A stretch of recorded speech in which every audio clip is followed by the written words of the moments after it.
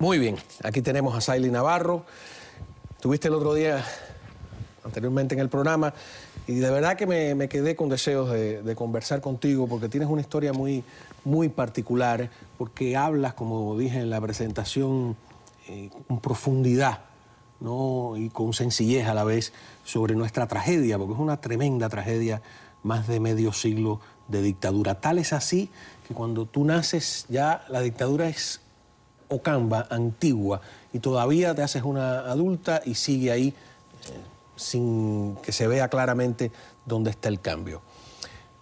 Empiezo por preguntarte, porque no tenía claro, fueron a los 5 o 6 años de edad, ¿qué edad tenías cuando tu padre cae preso por primera vez? Exactamente. Muy buenas noches primeramente, antes de todo, y le agradezco pues infinitamente el que me haya hecho esta segunda invitación en un programa que, a pesar pues precisamente del horario en que sale, tiene muy buena teleaudiencia, así que aprovecho también para saludar a todos los que en estos momentos pues se encuentran detrás de los televisores. Pues sí, apenas tenía 6 años de edad cuando mi padre pues fue llevado a prisión por primera vez en el año 1992. ¿Por qué fue a prisión tu padre en ese momento? Bueno, sí, haciendo un poquito de historia, mi padre en ese entonces se desempeñaba en el sector educacional, profesor de física, director de la única secundaria básica existente en el municipio de Perico, y un poco en Matanzas. Pues, en la provincia de Matanzas, exactamente. Y un poco pues ya había comenzado pues precisamente el detonante principal para que él pues quitara un poco la venda que tenía en sus ojos, fue precisamente lo ocurrido en el año 89, pues cuando el caso del general Arnaldo Ochoa. O sea, hasta ese momento tu padre de alguna manera simpatizaba o formaba parte de la revolución, o no era un opositor, ¿no? Exactamente, simpatizaba pues con el gobierno cubano, estaba pues vinculado precisamente, pero a raíz de ahí un poco pues su visión en este sentido pues cambió radicalmente, y entonces pues comenzó... Él no era parte del MININ ni de esa gente que fueron, ¿no? Era un profesor sencillo. ¿Su nombre? Félix Navarro Rodríguez, Félix Navarro sí. Rodríguez, Nacido el 10 de julio de 1953 en un seno pues precisamente humilde de campo, o sea, y ahí pues se desarrolló. Es un niño cuando Fidel Castro llega al poder. Exactamente, 7 años pues apenas tenía cuando asumió el poder Fidel Castro. Y pues sí, así comenzó a poner carteles, grafitis, por diferentes puntos de la localidad de Perico donde nosotros vivimos. Es un cambio radical, pasó a una oposición activa. Estamos hablando, por poner carteles en Cuba en el año 89 era una complicación. Lo sigue siendo hoy, pero en aquel momento peor, ¿no? O sea, su cambio comenzó a partir del año 89 cuando el caso de Arnaldo Ochoa, pero no comenzó a manifestarlo hasta el año 92, que comienza a colocar grafitis en el municipio de Perico.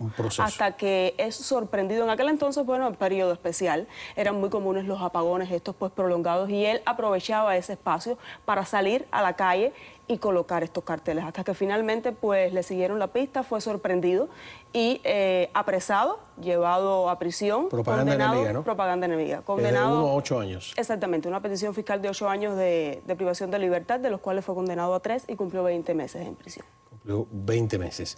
¿Y tú recuerdas, tan niña, todo eso? Exactamente. ¿Cómo lo recuerdas? Con mucho dolor. Obviamente, no estuve ajena a las cosas que sucedían en torno a mi padre, aunque, claro, he sabido que por la corta edad, pues, no lograba entender pues muchísimos aspectos y muchísimas cosas. ¿Tenías que ir a visitarle a la cárcel entonces? ¿Cómo no? Recuerdo que ¿Qué cárcel estaba? Exactamente, pasó por el Combinado del Este en La Habana, y pues su condena terminó precisamente en la prisión de Ahuica, ubicada en el municipio de Colón, a unos kilómetros de Perico.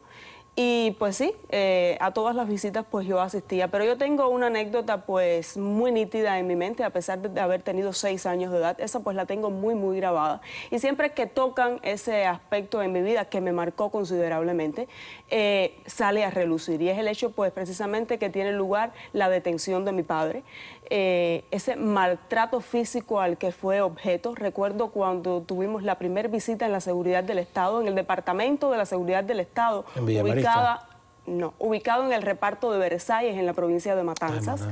Y recuerdo que mi padre pues todavía tenía puesto su pantalón morado, en el que tenía pues en el momento que fue detenido, y cuando levantó pues el pantalón para que viéramos la muestra del maltrato que había sido objeto pues precisamente en la noche, en la madrugada del 14 de diciembre, todavía estaba reluciente, pues una postilla que cubría su rodilla izquierda. Eso fue algo que a mí pues me marcó considerablemente, y desde ese entonces, un poco que después que sale mi padre de prisión en el año 94, comienza a enrolarse en el movimiento opositor.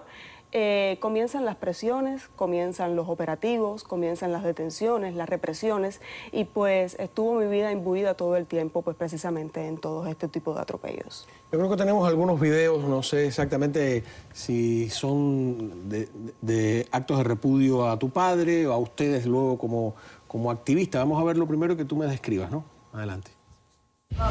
Mira, ese hombre tiene una piedra en la mano, que puede ser que me la tire, para que sepa.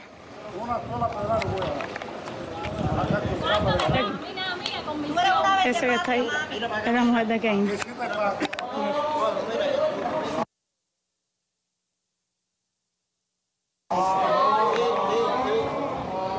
Mira, ey.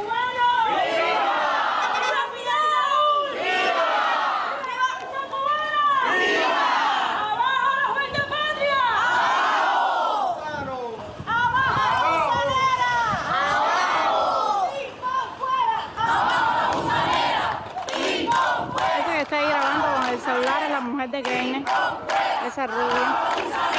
Está ahí. ¿Tú creciste viendo este tipo de ataques, de actos de repudio? Imagino que es una escena lamentablemente común en tu vida, ¿no? Bueno, sí. Como les decía anteriormente, mi padre se enrola en el movimiento opositor en el año 94. Por aquel entonces no fueron actos de repudio los que estuvieron marcando el aspecto fundamental de la represión en torno a los opositores. Mi vida estuvo mucho más centrada pues precisamente en detenciones arbitrarias, registros a mi vivienda, detenciones en la vía pública, todo este tipo de atropellos, ¿no? Los actos de repudio, pues digamos que comenzamos a sufrirlo precisamente después de la excarcelación de mi padre en el año 2011. Ajá, porque vamos por paso. Después tu padre cae nuevamente preso en el año 2003, es uno de los famosos 75 de la Primavera Negra, y aquí ya es una condena un tanto más larga, ¿no? Porque estuvo condenado a ¿cuánto? O está de hecho condenado, ¿no? Exactamente, a 25 años de privación de libertad de una petición fiscal de 30 años. 25 años de privación de libertad. Él es uno de los que decide quedarse en Cuba y por lo tanto esa condena pende porque no han sido, le han dado una licencia extrapenal, como decíamos la otra vez. Técnicamente pueden llegar a la casa, volverlo a encarcelar para que concluya esos 25 años de cárcel sin necesidad de juicio, según las leyes de ellos. ¿Es así, no? Exactamente. Ellos pues fueron puestos en libertad. 12 de este grupo de los 75 pues decidió permanecer en Cuba, pero un poco nuestra posición de continuar dentro de la isla, pues luchando por los cambios políticos necesarios y justos, se fundamentó en el año 94 tras la excarcelación de mi padre. Nuestra familia, pues en ese entonces definió que la lucha sería dentro de Cuba y que todos pues estaríamos enrolados para conseguir la democratización de la isla. Y entonces pues esto pues fue un poco continuar con lo mismo. ¿Y ya tú estás en esa, qué edad tienes en el año 94 tú? En el año 94 pues apenas tenía 8 años de edad. O sea, todavía eres una niña, ¿no? Pero en el 2003, cuando arrestan a tu padre en esta, no solo lo arrestan, sino que hay una campaña de difamación en la televisión, es una cosa terrible todo lo que ocurre en esa Primavera Negra. ¿Cómo lo vives? Porque ya estás más consciente, eres mayor ahí. Claro. En el año 94 un poco esta decisión la toman mis padres por mí, claro, debido a la edad que tenía. Ya en el 2003 pues ya tenía 17, apenas había cumplido 17 años de edad cuando pues es detenido mi padre. ¿Fueron a la casa, entraron, hicieron un registro? ¿Cómo fue? Sí, recuerdo perfectamente que mi padre pues se encontraba hacía 3 días que estaba por La Habana en cuestiones de trabajo, reuniones, y regresaba... ¿Trabajos de la oposición? De la oposición, es válido resaltar en este sentido. Y regresaba a casa. Cuando se bajaba del auto, nosotros vivimos pues a unos 50 metros de la carretera central, se bajaba del auto que lo traía de Jovellanos hasta Perico, ya lo venía siguiendo un auto marca Lada. Desde que salió de Jovellanos se percató de esto. Ya teníamos conocimiento, en horas bien temprano en la mañana había sido detenido Iván Hernández Carrillo, que es miembro también del Partido por la Democracia Pedro Luis Boiter, del cual mi padre es su presidente. ¿Cuándo fundan el partido? El Partido por la Democracia Pedro Luis Boiter pues lo fundan en el año 99, porque mi padre comienza a a imbuirse en la oposición en el 94, pero lo hace directamente con el Partido Solidaridad Democrática. Y ahí pues se encuentran pues precisamente un grupo de hermanos que ya pues se habían conocido en la prisión. Tal es el caso de Iván Hernández Carrillo, del hermano que me acompañó el lunes acá, Sergio González Suárez Inclán, y un grupo de ellos, ¿no? Pero deciden hacerlo a través del Partido Solidaridad Democrática.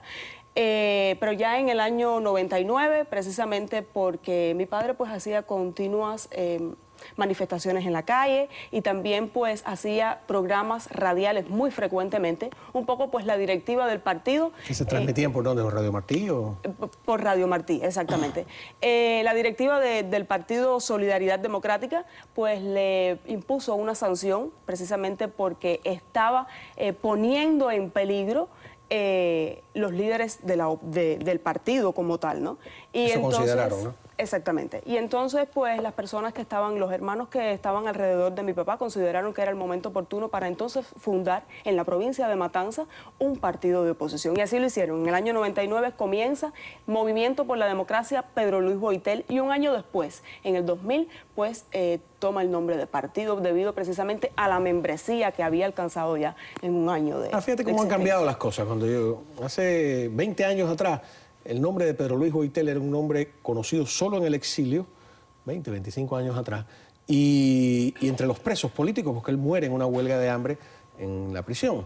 Era un líder estudiantil de la FEU, de la Federación de Estudiantes Universitarios, el último líder estudiantil independiente que hubo allí, ¿no? Yo no sabía quién era hasta que salí de Cuba, ¿no? ¿Cómo el nombre de Pedro Luis Boitel ya en Cuba, dentro de la oposición, todo el mundo sabe quién es? Hay varias organizaciones que llevan su nombre, un partido político como es en el caso de ustedes. Yo creo que en ese sentido la labor, por ejemplo, de Radio Martí ha sido importantísima.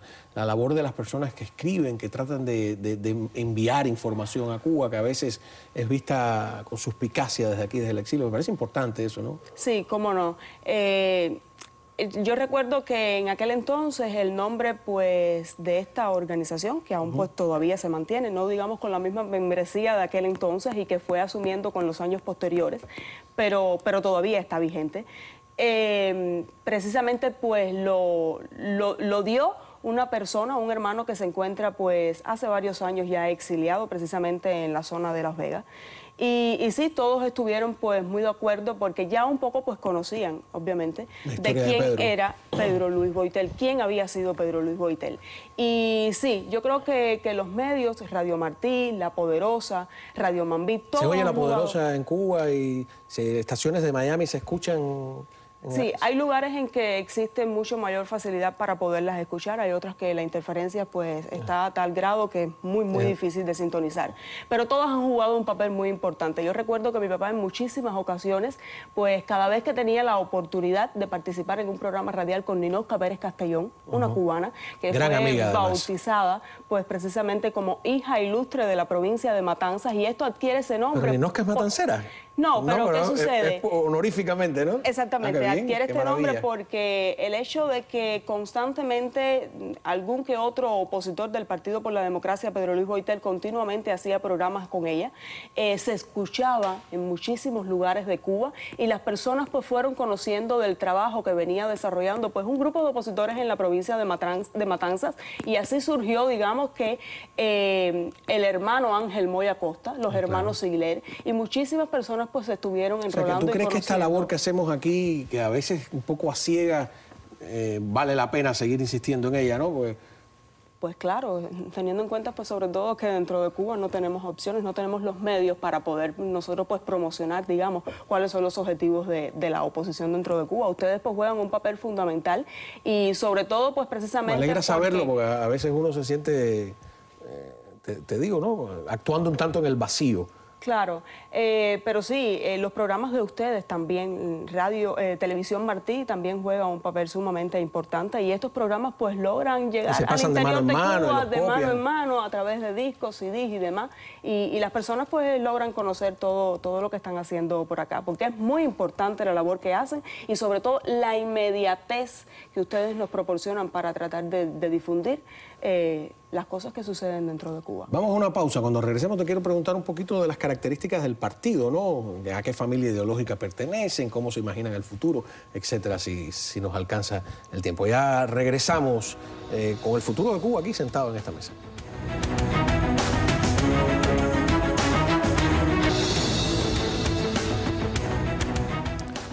A mí me ha llamado la atención cómo en Cuba, que aislada del mundo político internacional, los grupos y los partidos que se han ido formando de alguna manera se han acomodado a las grandes corrientes ideológicas que existen en el resto del planeta, ¿no? De derecha a izquierda, conservadores, liberales, en el resto del mundo.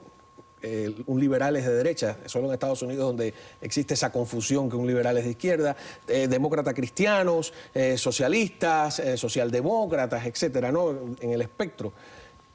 ¿El partido de ustedes se ha planteado ideológicamente en qué lugar está ubicado y qué aspira, qué propone para el futuro? Exactamente, el Partido por la Democracia de Pedro Luis Boitel pues, es un partido de centro-derecha, de corte liberal. Y nada, precisamente como liberales... En el sentido europeo, liberal.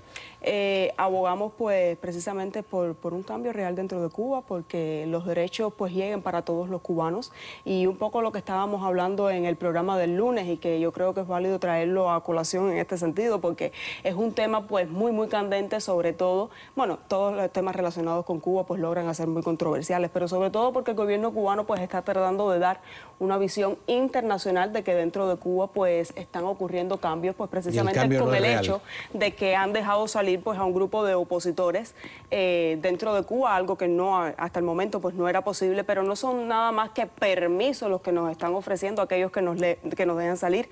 Yo le comentaba que en estos momentos pues hay 10 opositores precisamente de la causa de los 75, a los cuales el gobierno cubano pues tiene muy bien definido. Tenemos el caso de Ángel Moya Costa, de Iván Hernández Carrillo, de José Daniel Ferrer. Estos tres grupos que les he enumerado, se los digo porque precisamente han sido quienes han llegado hasta inmigración a solicitar su pasaporte, y las autoridades pues se lo han denegado así, pues de manera abierta. Pero también a mí me gustaría mucho acotar en este sentido que Leticia Ramos Herrería es la representante de las Damas de Blanco en la provincia de Matanzas, y cuando nosotros salimos pues ahora muy recientemente a finales del mes de octubre a participar en la Comisión Interamericana de Derechos Humanos pues en una audiencia, ella también estaba invitada a participar, pero los personeros de inmigración le rechazaron. Sigue siendo selectivo el hecho de que alguien Exactamente. salga. Algunas preguntas sobre el partido político, ¿no? No sé si puedes contestar o no. Por ejemplo, libre empresa. Exacto. Ajá. Pluripartidismo. ¿Cómo no? Pena de muerte. Elecciones libres, no. Están en contra de la pena de muerte. Ok. Libertad de movimiento, por supuesto, ¿no? Ajá. Cuando dicen libre empresa, ¿significa que ustedes están a favor de altos o bajos impuestos, o eso es un debate que no llega todavía a Cuba? Bueno, pues son debates, ¿no? Y sobre todas las cosas, pues logran... Libre empresa, a ver de otra manera la pregunta, ¿con una gran participación del Estado, con una participación más o menos, o con una participación lo menos posible, un gobierno chiquito? Bueno, pues, ¿qué sucede? Ahora pues se están poniendo, digamos, muy de moda los cuentapropistas. Es un movimiento, digamos, que como que muy incipiente, ¿no? Pero que también en esta medida el gobierno cubano, pues en estos momentos, pues ha tratado de prohibir y de cerrar estos negocios. Pero nosotros pues consideramos que estas cosas pues no van a producir los cambios dentro de Cuba, porque lo principal y lo fundamental debemos centrarnos en los derechos a los cubanos que hay que ir por lo Cuba... básico. Son preguntas todavía muy lejanas, ¿no? Pero a lo mejor hay que ir y pintarle el futuro a la gente para que vea cómo es. Por ejemplo, ¿aborto estaría en o es un tema muy foráneo para ustedes? ¿Estarían en contra o a favor? Bueno, pues eso digamos que no lo hemos discutido. No lo han discutido. No lo hemos discutido. O sea, que los partidos políticos en Cuba todavía están, y es lógico, en ese momento básico de que hay que reclamar los derechos fundamentales, ¿no? Para luego poder hacerse otros planteamientos, ¿no? Exactamente, esa es la tarea de orden. Los derechos y después de ahí pues entonces pues vendrían otras cosas, pero sobre todo pues primeramente los derechos, para que entonces después digamos que podamos hablar de cambio y de otras muchas cosas dentro de Cuba. Ahora, tú de ser hija de un opositor a ser ya una activista, una líder política, ¿entiendes que los riesgos que eso conlleva te veo una disposición que me asombra de alguna manera porque no te veo la menor duda en tu mirada. Aquí se sientan muchas personas y uno ve que dan vueltas y tú estás totalmente convencida. ¿No tienes ni una duda? Mira, el ámbito de la represión en Cuba pues no tiene fronteras. Los regímenes totalitarios pues precisamente son ya conocidos y siempre pues actúan de esta manera. Yo pues en el año 2006 me encontraba pues cursando la carrera de licenciatura en Derecho precisamente cuando estaba en el tercer año, en el año 2009, pues se personaron en mi casa la vicerrectora de la Universidad Camilo Cienfuegos, conjuntamente con la directora... Es la Universidad de Matanza, ahí frente a la playa de Guaybaquita, ¿no? Exactamente, conjuntamente con la directora de la sede universitaria de Perico, porque ya hacía unos cuantos años, más de 7 años, que el Ministerio de Educación Superior pues había habilitado sedes universitarias en los diferentes municipios y después que yo terminé la Facultad Obrera Campesina para sacar mi 12 grado, pues debido a esta posibilidad matriculé y comencé a estudiar mi carrera, pero conjuntamente también comencé en la Oficina de Intereses de los Estados Unidos en La Habana un curso para capacitación de periodistas y cuando terminé se presentaron estas 2 personas en mi casa un poco para tratar de conocer cuán cierto era esa información que les había suministrado, obviamente la seguridad del Estado,